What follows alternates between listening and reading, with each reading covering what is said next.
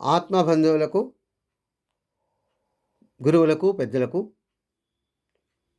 అందరికీ నమస్కరిస్తూ తిరువూరు శేషముద్ర ఆశ్రమం నుండి శ్రీ విరాట్ పోతులు వీరబ్రహ్మేంద్ర స్వామి వారు చెప్పినటువంటి విషయాలను కొన్నిటిని మనం తెలుసుకుందాం. అవి ఏమనంటే, జలనిధులీదగవచ్చును కులగిరులను నెగరవేచి గొబ్బున చేతన్ నిలుపంగవచ్చు తనలో కలనైనను తన్ను తాను తెలియక కఠినము సిద్ధ అని తెలియచేస్తుంది. అంటే ఇక్కడ ఏమనంటే, యోగులు కానీ, తపస్సంపన్నులు కానీ, సాధువులు కానీ, భక్తులు కానీ వాళ్ళ యొక్క సాధనా శక్తిని బట్టి జలస్తంభన సాధించి సముద్రాలు ఉప్పొంగించవచ్చు, ఈదవచ్చు. అలాగే అగ్ని స్తంభన సాధించి అగ్ని పుట్టించవచ్చు, అగ్నిలో కూర్చొని తపస్సు చేయవచ్చు. వాయుస్తంభన సాధించి గాలిని నిలపవచ్చును, గాలిని కదిలించవచ్చును, గాలిలో ఎగరవచ్చును.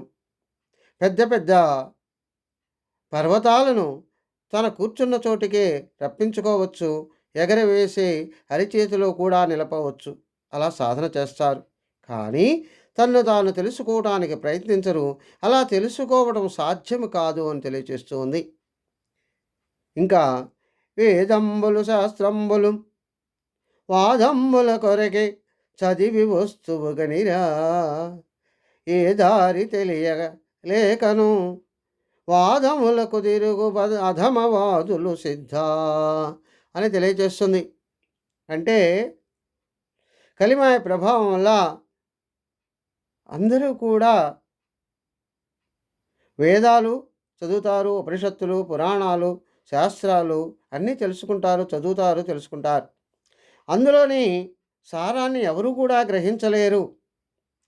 వారి కొరకు వారు ఉపయోగించుకోలేక, వారు ఆచరించలేక, ఇతరులకు చెప్పడానికి మాత్రమే పరిమితమై బ్రతుకు తెరువును ఉపయోగించుకుంటూ ఉంటారు. దేనిని అనుభవపూర్వకంగా తెలుసుకోలేరు, దానిని చూడలేరు.